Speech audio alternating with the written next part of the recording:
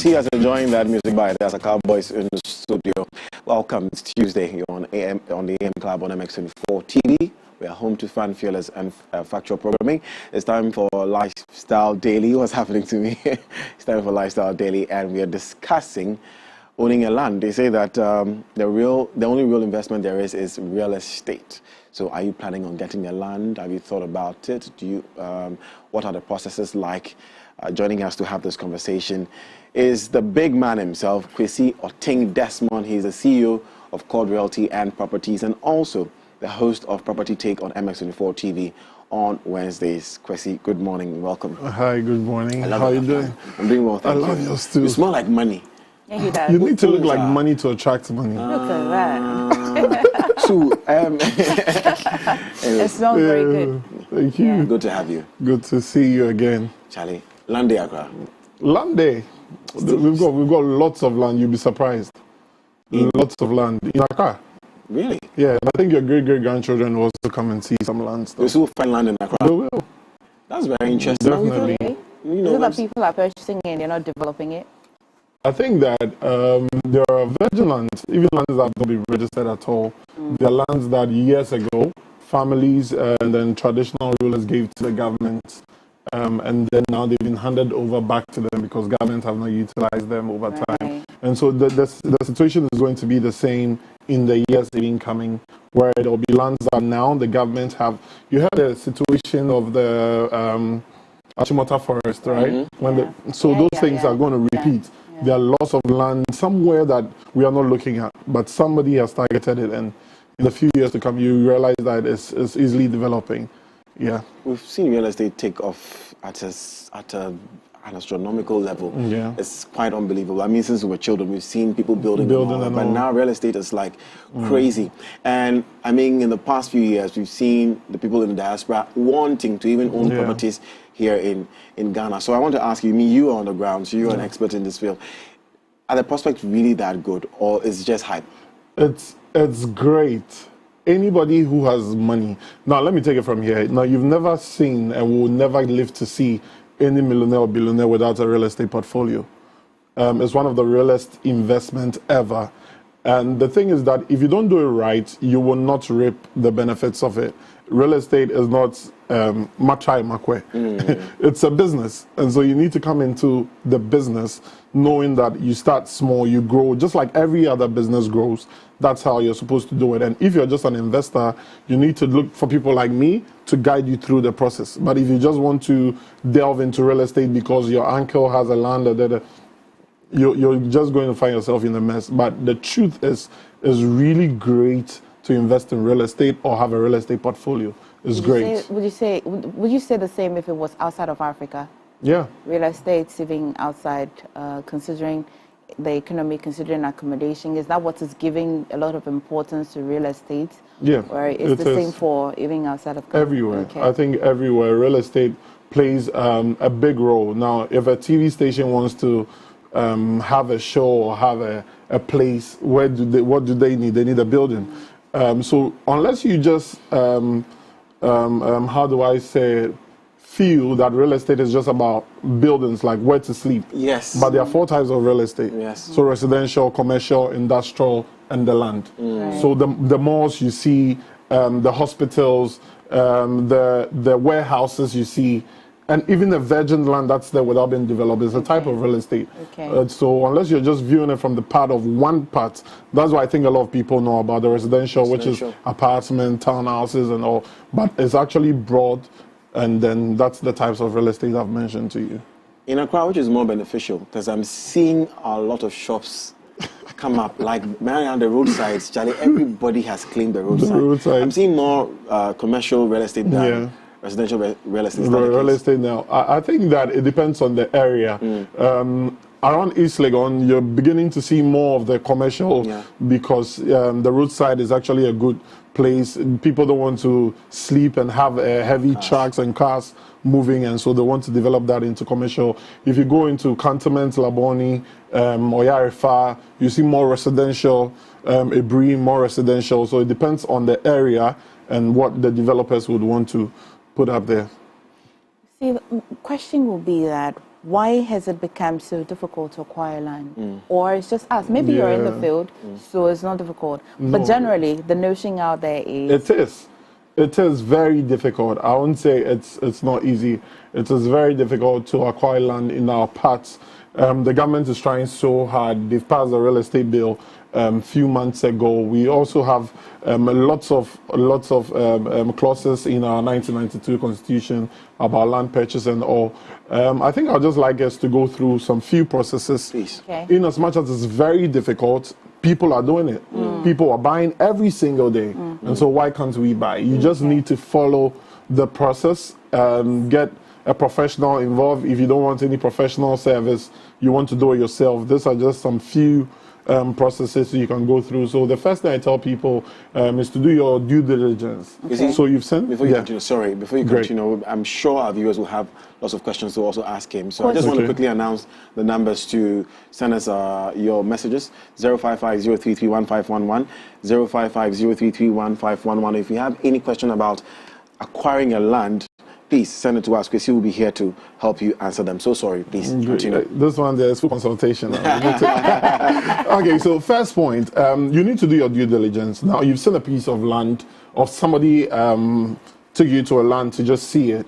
The first thing you need to do is to request for the site plan, the indenture, and the title certificate.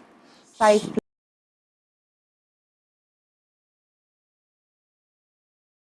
People go to lands and they just see the site plan. That's where you hear people say, oh, but somebody who's an assassin. So that shows you just the cost of the land. Now, you decide the land. You want to make sure that it's registered in the person's name, or that family's name. So you see that in the indenture, and once you see their name, have they really registered? So it's like you go and trademark a logo or a brand. It's the same thing. You have it, it's your logo, but have you done the trademark? And that's where you do land title registration. So you ask for the certificate. So once you do these three things and you've seen it, then now you need the services of a surveyor. Okay. Because this is what usually... Do you explain it in chat?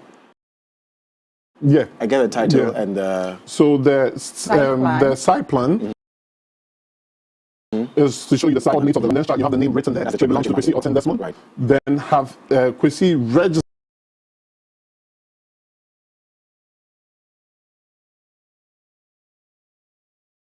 Because people say, have the site plan in Venture, pay me some money, then I'll get you the title. But then you go, and another person has already registered that particular land. Right. And that's where the second point comes in, the surveyor. So give me a minute. Let's stay on the title. This suggests that if you have the title,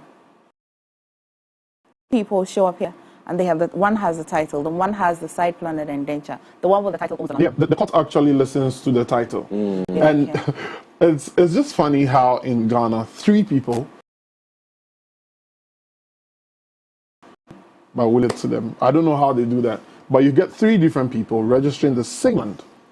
And I think months ago, we got some people got arrested at Lands Commission for doing that kind of service, where they were registering other land certificates in the name of other people and all. That's not legally right. Because once it's registered to one family or one individual, it's supposed to be just that particular person. Okay. So if anybody is telling you that they want to register a land for you, it's already registered and they have another way, you end up in court and you wouldn't. Like Family name and one person's name? Yeah, very. Okay, so it means it belongs to the family. It belongs to the and not family. people there. Yeah. Okay, you continue. I'm sure So you continue. usually, if it's like that, then they give the power of attorney to one. Okay. Yeah, so it's either the family will form a trust that the trust facilitates all transaction with the land, because usually the family lands are not one plot. They're like 20 acres, 200 acres. And so they want to have like a trust or an individual, the trust in the family that can actually go through the process and transaction. So they give the power of attorney to that particular person to run any purchaser through the sale process. So whenever you're going to purchase the land, it's that person. It's that person who leads you. When you get the indenture and the site plan, then it's that person that you go to, because he has the power. And you hear a lot of stories that I bought a land from family A, and after paying to Mr. Owusu, then now Mr. Owusu's junior brother and cousins are coming and approaching me.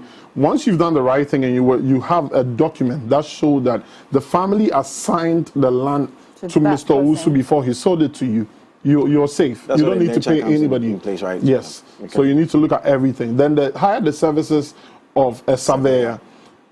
People would have a way. Always there's a way out. I can take you to a land and show you the land maybe in Osu and give you a certain site plan that belongs to a land in Afenya. Yeah, a lot of people have had that incident.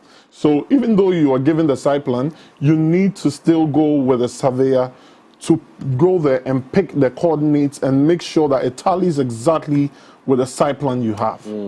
Or you say you've seen it and you're happy and you pay. No, you need to take a surveyor there, pick the same coordinates, make sure that it's exactly where you are. Because sometimes the coordinate they've provided for you is actually somewhere else. What's likely to happen? Could it be that whatever they've given you could be in the middle of a road, or it could be in the we've had incidents where right here in East Legon, you know the Riviera residence? Yes. It's by this, I don't know to call it a lake or something. It's right on the Banji Road. Okay. Yeah, it's right on the Banji Road. Somebody was given a piece of land and it landed him directly into that lake there. He drove, he followed, and he landed him there. Yeah, and this happens to a lot of the people, especially from the diaspora and even people living here who would not want to hire anybody, would not want to speak with anybody.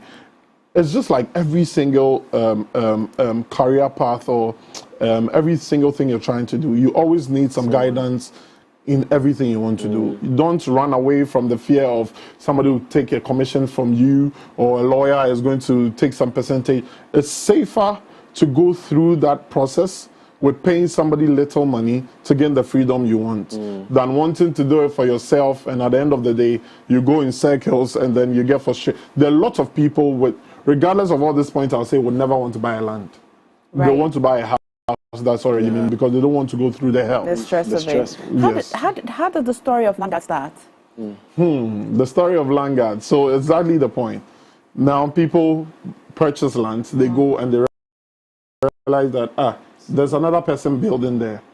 So let me find some area boys to just go there and threaten the person. And then Langas also started because, let me say, there are like 3 types of lands on our market. There are virgin lands, the ones that have not been registered at all.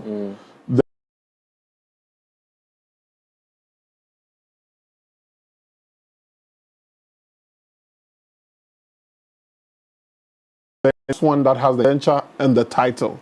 So Langards, when people took them to this land to be interested in everything, realized that these other lands are all virgin lands. So the smart Langards started registering and picking coordinates and registering in their name.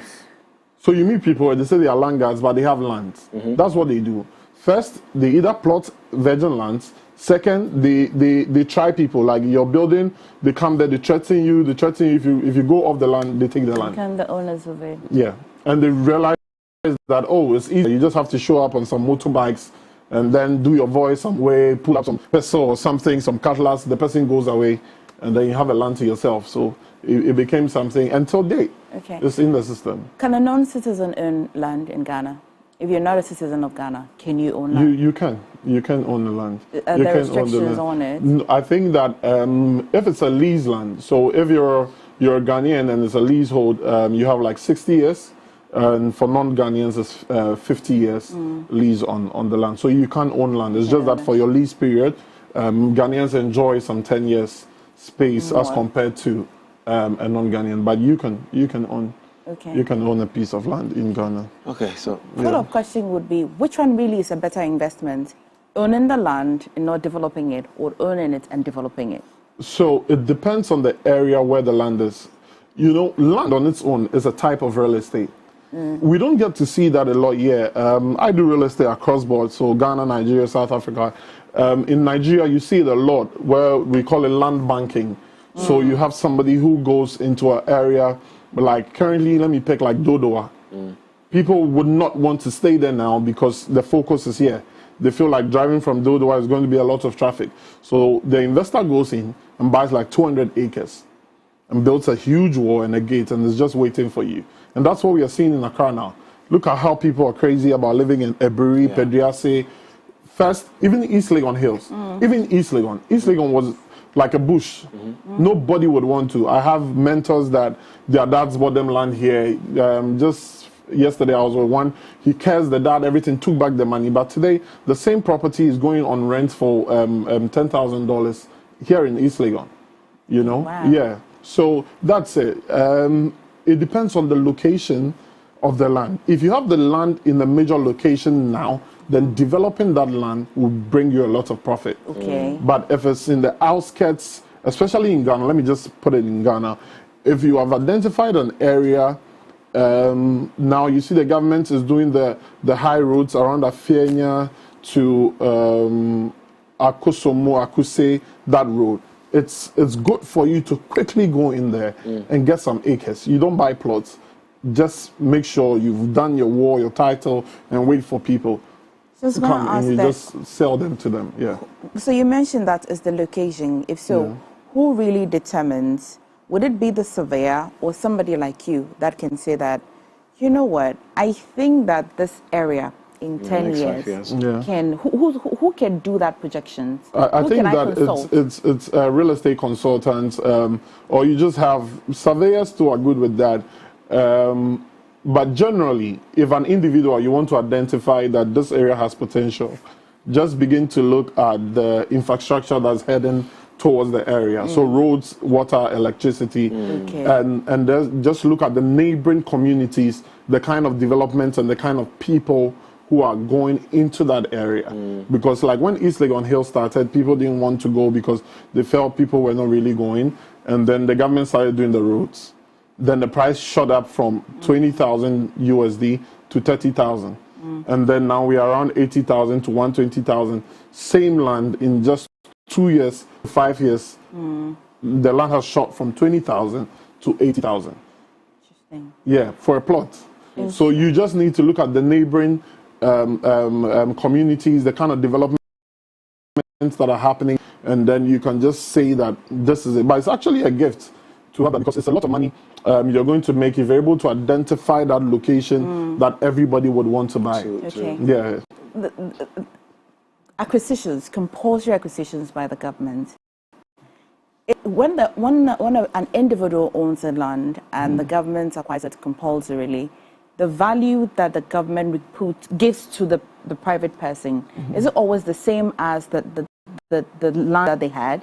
So if I had the land and the government acquires it compulsorily, the value that they give to me, is it always the same, or the person loses out? I think that it's not always the same, but let me use a story of one of my mentors. You know Saka Holmes? Yes. Yeah, he did something around, it's around, I think, Kaswa. And then later the government wanted to do that highway. Okay. And his house was in there. And then they gave him a compensation. And that's where you see Saka Homes now becoming the Saka Homes we've all seen.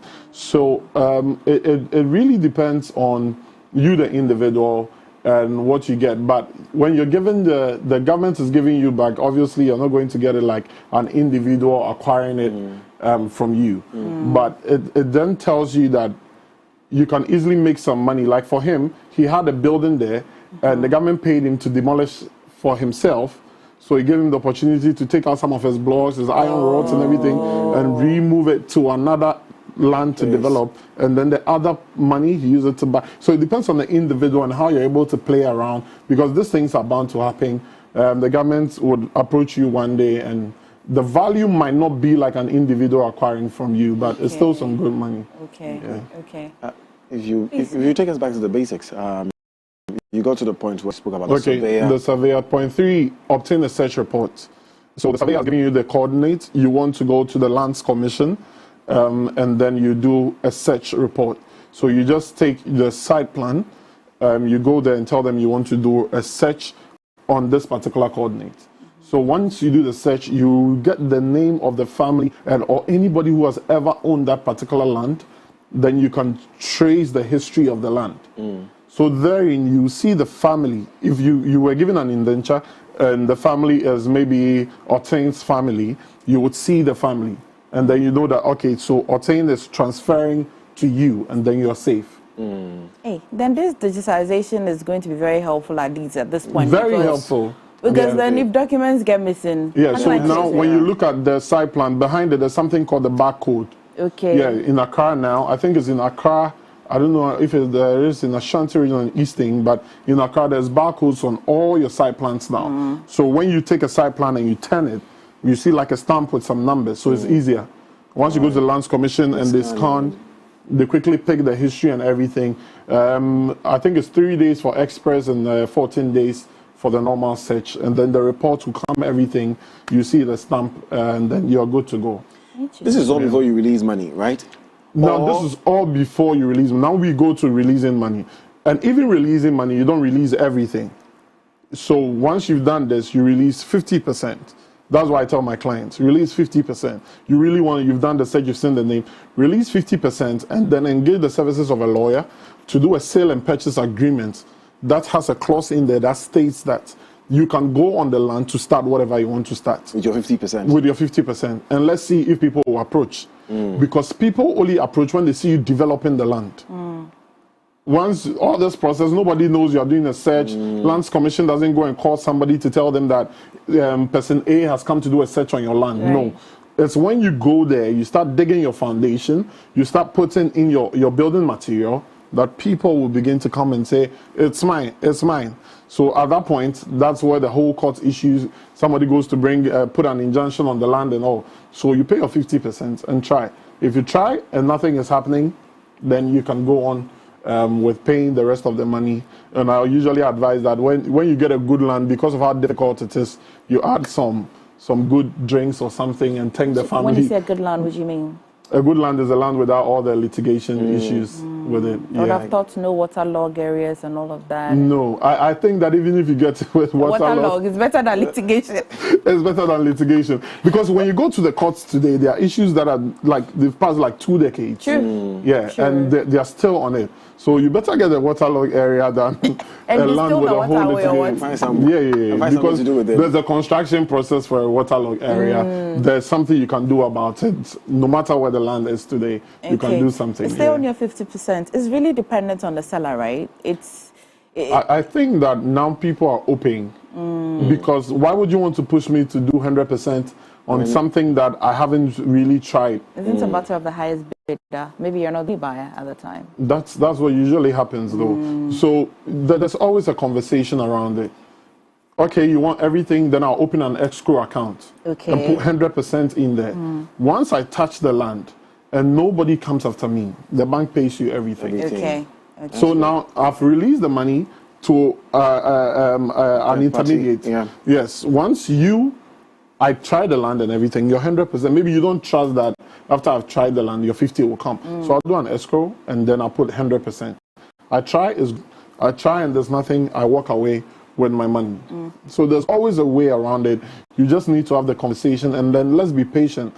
A lot of people who sell lands, they know how to talk. They know how to make you feel like you found the safest. But when the problems start, you then begin to know who they really are. So sometimes I talk with clients, and clients are overly excited. The man seems sincere. He came with a Range Rover. He came with a Land Cruiser. He's all dressed up. Why will he cheat? I'm thinking, is this traditional rulers who do? Some of the traditional rulers are actually very honest than the people who have even registered their lands and all. Yeah. What about pricing? Before pricing, do I pay anything at any point before I actually release the money? So in getting the site plan, the indenture, the title, am I supposed to pay money to any of these people? Yeah, you will. You hire a surveyor, you pay the surveyor, to pick the coordinate. You go to Lands Commission, you pay for the search. For the search, you pay you pay for the search. Yeah, you have to so you pay something to do that. To go through the process. Okay. Yeah. Who really determines the price of the land? The owner, or you must do evaluation? So the professional way is to do evaluation of the land. That's the professional way. But currently, people price lands depending on the neighboring. So it's called comparative analysis. They are more drifted towards the comparative analysis than going for a quantity surveyor to do an evaluation for them. Okay, so I have a land, and Masaj Marjan has come to build a $3 million mansion close to mine. And so my land now is $300,000 from 30,000 cities. Wow. Yeah, because it's comparative analysis. You want to stay in a certain neighborhood. That's why in Ghana there are certain neighborhoods that have a certain value. Airport Hills, AU Village, Chasako. Because of the neighbors. They feel like in the morning when you're going for a walk, you can run into a vice president. You can run into a minister of state. So you can do business. A future value. Exactly. So it's it's right in the location. They just do a comparative analysis, but the right way to go is to go with the evaluation. Yeah. So, Okay. Afro, you have your answer why our area is not really considered. Our Kwabena area is not really considered like that. We take it like there's no minister there. No, but Kwabena is actually a good location. I mean, it is. Kwabena is a good location. It is. Currently in developing so Accra, fast, where's yeah. the most expensive and where they say don't buy land in Kaswa? Is it true? Hey, you should. Kaswa, yes, you should buy land in Kaswa. It's just because I know why they say that on social media. It's Godwin. It's not even social media. It's Godwin that keeps saying So it. in Kaswa, it's the area is prone to like earthquakes and all of that. So it's just that when you're building, you just need to know the process I thought you even say armed robbers and thieves. Oh, they are there, but the armed robbers and thieves, if they're bound to come to you, they'll come to you no matter where you live. Even if you're easily gone. Yeah, they will. Some areas do not pose more security. It's part of the atmosphere, reasons why the you pricing. would pay more. So if you're in East they Legon, you sell know that you- you're less to have armed robbers unless you're targeted. Yes, Right? So yes. then, Kaswa, no. The people living there, for me, I like to live in the outskirts of town. Yeah, go into, because in Kaswa, maybe you can get a good land for maybe 20,000. You can buy your 2-acre and build your American dream house. All these houses we see the celebrities build. If you try to build that in cantonment and all, you would have to talk to yourself again. Which one will carry a lot of value? A big land in an area, I don't know which area, but in an area that is not very comfortable. Or a small land in an area like Chasa. Now, I'll answer you in this other way. If you have a 3-bedroom house in Oyarifa Mensa area, you're likely to rent that for about 3,000 to 5,000 CD a month.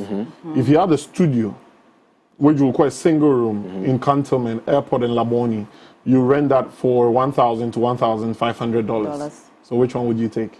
Thank you very much. I'm considering traffic. I'm considering traffic. Thank you very much. So you would get more value in always with the ones that are in certain locations. Yeah, as compared to the others. It's just that if we don't sell the dream for people to understand that you start life gradually, you start investment gradually, people will never buy thinking that they're waiting to accumulate their wealth and buy in certain areas. We'll come to saving to buy the land and what options are available for young people who really want to own land. But let's read some few questions. Good morning, my name is Tony. Please, I want to know how he started.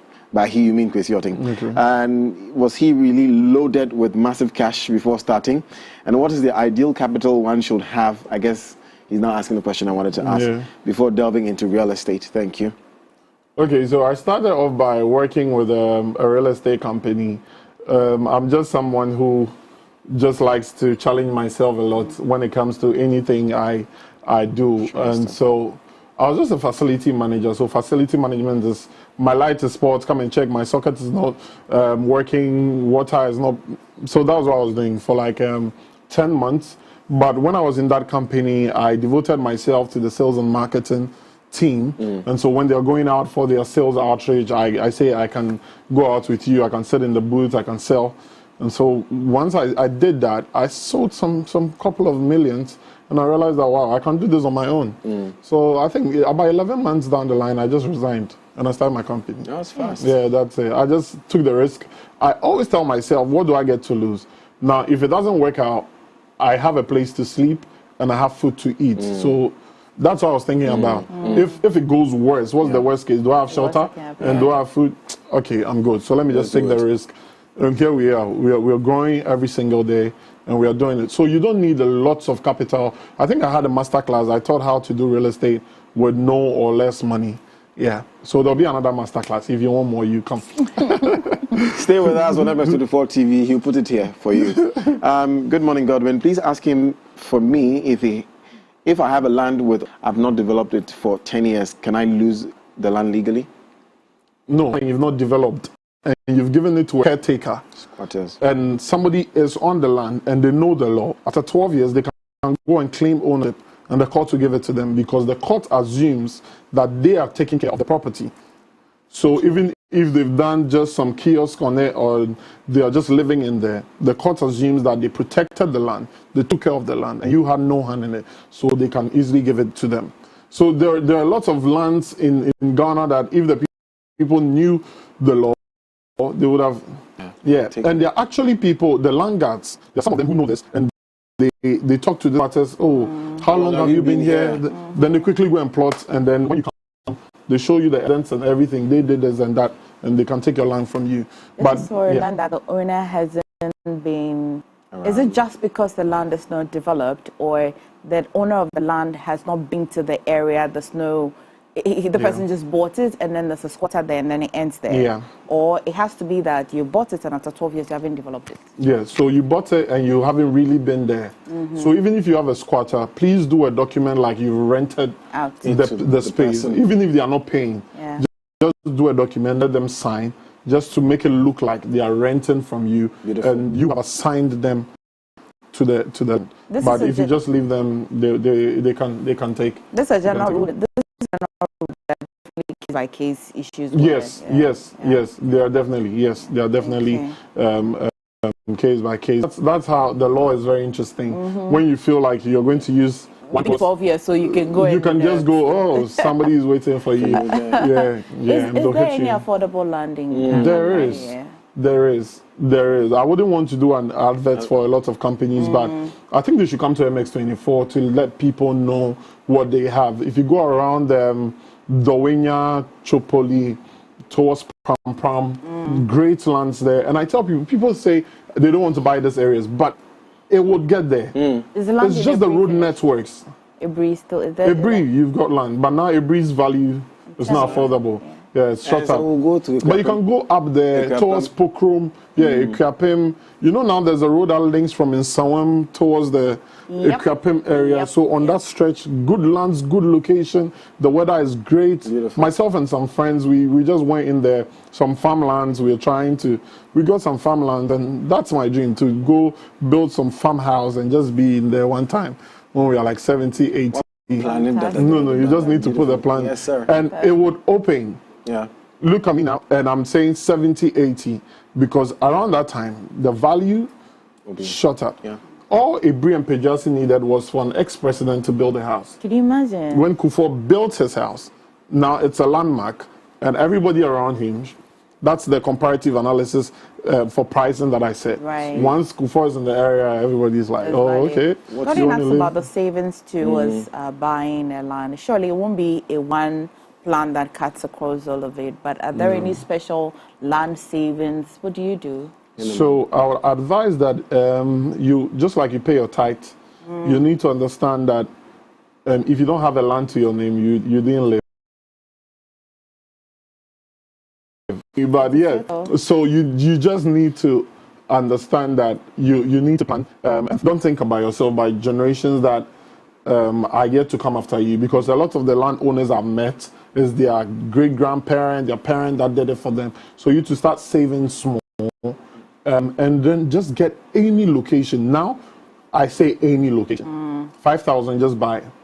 Cities. But make sure you're buying from the real estate developers or the agencies that sell lands in huge quantity, where it's already planned and plotted like a community. Right. Don't go and buy those ones that is like just a single. That one you might lose it. The probability of losing. But you see somebody doing some big estate in Sawam or Ashaman area, and they are just selling for 10,000, 5,000. Save small. Just buy in there. You're safe in the community.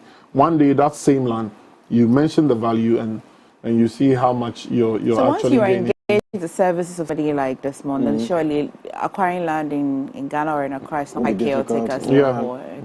Are we buying land in dollars or in cedis? Or depending on the area. But it's city. Now we are doing cities everywhere.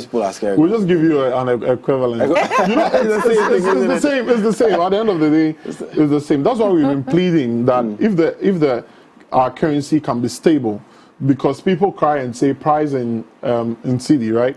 So you price today with the equivalent of maybe 11.8, and tomorrow is 12. So would you have to go to your website or go to wherever you're advertising and change? So we're just pleading, if the currency can just be stable, then the pricing can be done right. Well. Okay. Have you exhausted it? There's too much information. Free